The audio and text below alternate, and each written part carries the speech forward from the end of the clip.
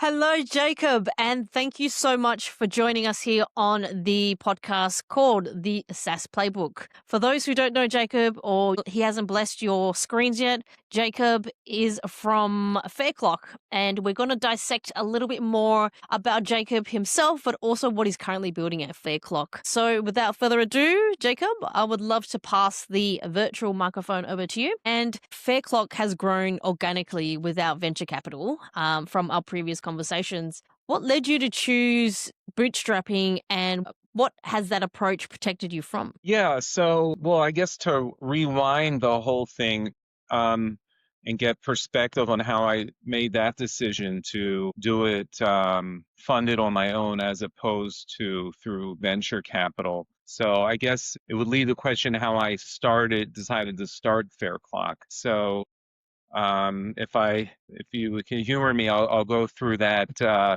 Please do. Okay. Yeah. So I had a little bit of an unconventional journey through my career. After college, where I studied computer engineering. I went to work for Microsoft in software development, and I was there around 5, 6 years, and everything was going well there, and I enjoyed it. Yeah, after 5 years or so, my father asked me to come and join his family business, which was like a 2, 3 generation business. It was growing rapidly and a completely different industry than software development. So I went ahead and he pulled me into the business, and it was actually a auto body repair business.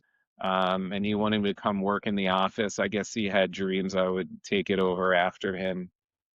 And he was growing. They were about, they had one long location. They're about to open a second location, and then later on, they opened a third one. So I went into business, and it was completely different business than type of software development, where software development is not really like an operational type of thing. It's a creative engineering type of endeavor, whereas this was very much like running a factory. You're dealing with customers, but you're fixing cars, and that has to be done efficiently. It was very different. And so I kind of went in it with an engineering perspective, which is very different than the way my father was. A very hands-on kind of, was like a mom and pop kind of thing. But I kind of looked at it like, how can we engineer this thing? So, I made some changes there, and I actually wrote a software program to help the business manage the different aspects of it, from the labor to acquiring parts and ordering and so forth. So one of the problems they had in the business was time and attendance for the employees there. And initially, they were doing the old way. They had these like punch cards, and they put in the machine, and it's stamped their in and out times, and then they put their on the wall, and everyone's card was on the wall. So, it's these different guys, one guy would, he didn't show up. So maybe his buddy there would take his card and punch him in, but he wasn't really there. And that was a known problem. And then also we had, a few locations at this point, and it was, when it was payroll time, someone had to send all the cards to the payroll office, so they would go through it, and there were missed punches, and there was a lot of it was a lot of manual stuff. So I looked into a different, more digital time attend system, which used these proximity card readers, which was also, it solved some problems, but had other problems. It was ran on our own server, and then but it would freeze up. You have to reboot it, and then people would lose the cards, or they get damaged and wouldn't work. So I then switched to a different time and attendance system, which was like a pin pad on a touch screen. But that particular system, it required the internet. So if the internet was out or slow, like, it held everything up. And also didn't really address buddy punching, because if someone else knew your pin, Mhm. you could just tell them the pin, and they would clock in for you. So I was thinking, like, this is such a it doesn't seem like that hard of a problem, and so why don't I just go ahead and I have a software background. I can just maybe make a little, like, tool that would handle it for us. So I went ahead and I think it was within a few weeks built like a little simple time attendance system with a time clock that worked on an iPod touch player, and it would work online, offline, but you could get through to a website, and it solved most of the problems. It was still a pin base, so it didn't solve the buddy punching issue, but um, I realized, really saw the problem well, and I didn't see another solution that worked exactly the same. And I said, why don't I make a business out of this? And at the same time, I realized I could probably add face recognition to it as well. So it was like a biometric time clock. So that's when I decided what I should go ahead and make a business out of this. So that's what I started working on. Then it gets back to your question about funding for it. So, I wasn't sure. I thought maybe I could develop the whole thing by myself and it wouldn't take that long. And I'll put it out there and I'll see how it goes. I was still kind of working in the family business a bit, but this was taking up some of my time. I didn't really jump into it with like huge aspirations for it, but I thought I'll see how it goes. So that's the way I did, and I built it out, made it a multi-tenant system and it could do billing and had some more features and stuff. And then I launched it, and then started getting customers, and then it took a while. Started building it up. So I had a running operating business, and I hadn't really. I put some little money into it, particularly to build like kind of a front-facing website so people could learn about the business. But the costs weren't too high in the beginning, and it was just me developing it. So that's kind of how it started. And then, so I don't know. I guess the more you get into it, and the more you put into it, and you do it on your own, it kind of raises the barrier a little bit. Do I really want to take money and kind of give up, what I've already put into it? So that's just how it kind of started and continued. Yeah, yeah. I mean, I think Fairclock was founded since 2010, if I'm not mistaken, right? And that's a That's fair when I whack. built that prototype. I think it was probably like that, maybe the end of 2011 that I ended up launching it live. Just to make it like production solid and the billing and all that. It took a little while longer. But I guess, I mean, when you sort of look back at the early stages, I mean, that's a perfect segue to my next question is, when we look back at the early stages of building Fairclock, what was the hardest lesson that you learned that most founders only discover the hard way?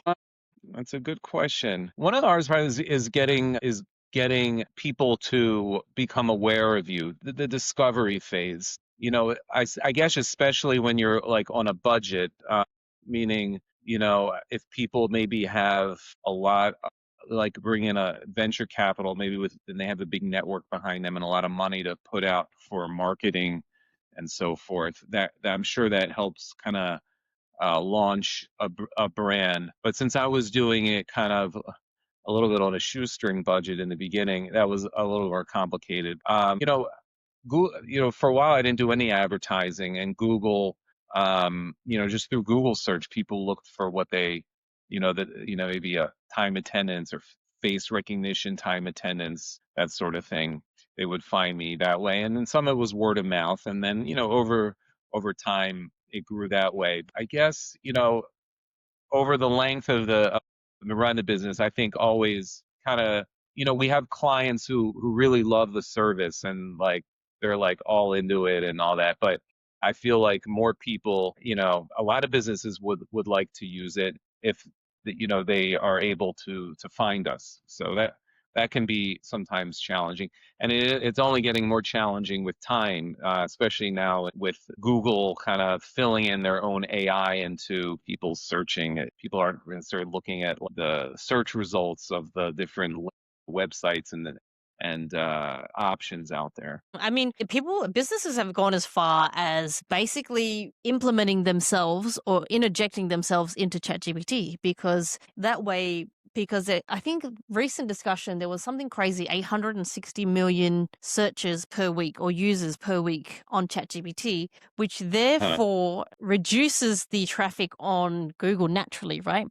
I think a Yeah. beautiful part there is that natively, when people are looking for, I'm looking for a time clock software that works offline, boom, and then all of a sudden Fairclock pops up. So that might be something that we can obviously look into, or broadening your horizons outside of the traditional, I guess, marketing methods. But obviously, who knows what happens the next year? I mean, it's 2011. It's been a solid 14 years since you've launched, and you've been able to remain in the industry nonetheless. But you've mentioned that you've outlasted companies that sort of come in with a bang and then disappear, which is very prevalent in the SaaS and software development space. But what do you think those companies usually get wrong? Excuse me.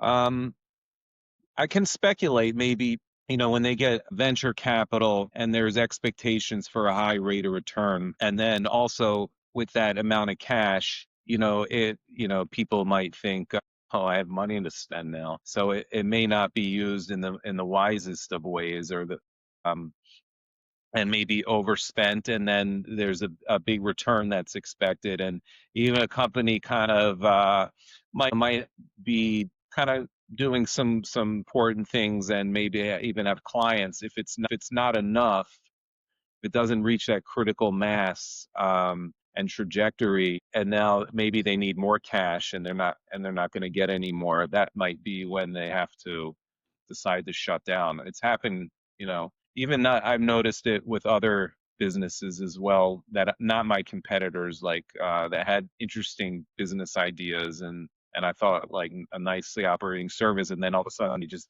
disappear because they just couldn't hit a launch trajectory that was enough for what their investors expected from them. Yeah, I mean, that's going back to the fact that you chose to bootstrap in the first place. You didn't have those barriers that you had to either quickly explain the ROI and why you haven't reached those points as per promise, or having those shareholders always to answer to, essentially. I think that's, from what I understand, that's probably one of the reasons why you decided to bootstrap, and more or less still to this day. But you've grown bigger, you started building a bigger support team. What has been the biggest operational bottleneck? Yeah, good question. Yeah, so I have in the last like couple years have focused. I've kind of definitely pivoted more to wanting to build a team and have more people involved in handling things, which has been a big help. It's helped both things that I just don't have a strong competency in, or didn't have time to focus on at all, as well as things that were on my plate that it was just very demanding. So now I have help in marketing, developing content, and help, and customer support, and developing help content that our clients can consume, and software developers. Still, building those things out. I actually enjoy that because it's very. I'm not like type person. I don't like routine a whole lot. Doing the same thing every day. I really enjoy the variety. I just feel like I'm kind of directed into different things, and so that gives me a variety. So, but I would, in terms of the challenge right now, I guess hiring, building on my development team is a high priority for me, and that's I would say right now my biggest challenge. Okay. Yeah, so are you sort of starting to let go of the reins per se a little bit more, and trusting the team to take more on board as you handled most of the development in the initial stages? Yeah, absolutely. And as hired people, and they're with me longer, and they become more like, knowledgeable in our product and in the business, and in general, the skills of the area that they're working in.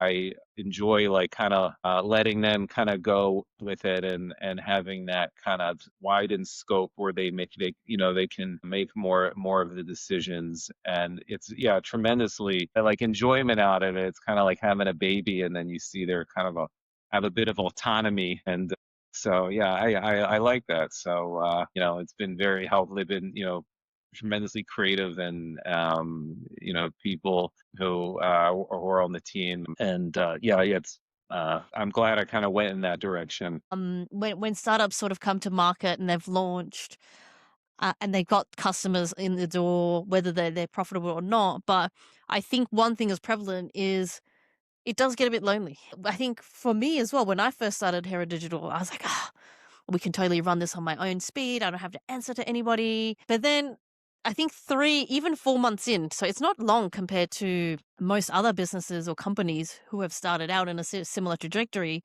I got really lonely. Now I'm at a stage where I'm like, I will gladly delegate because it takes away the focus of working on the business rather than in it, right? And then it's funny that you mentioned that analogy of like having a baby. And then if we look at that analogy being fair because your baby, you've essentially started to hand your baby to babysitters now, and it's starting to feel a little different. It's a very good analogy because I think when you're so focused on building something that gives people value, but also encapsulates what ideas are in your head and you're putting it down into a screen, that you start to lose a little bit, but then you also have to come to a point in your career where you're like, okay, now it's time to let the baby grow a little bit. Absolutely. The expression used about working like on the business instead of in the business. I'm sort of forced sometimes to do things in the business, but I don't feel always that using my time in the most valuable way, like of what I'm able to do, because I'm getting really down like into the bricklaying of it. And Mm.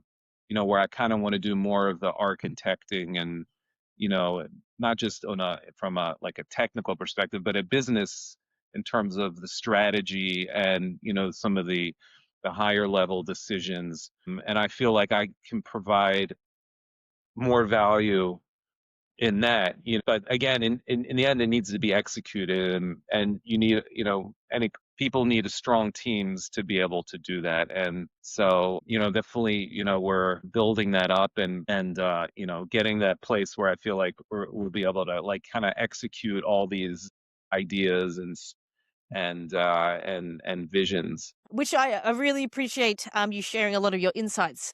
I think people can definitely take a note or two from your experience. But thank you so much for taking the time, Jacob.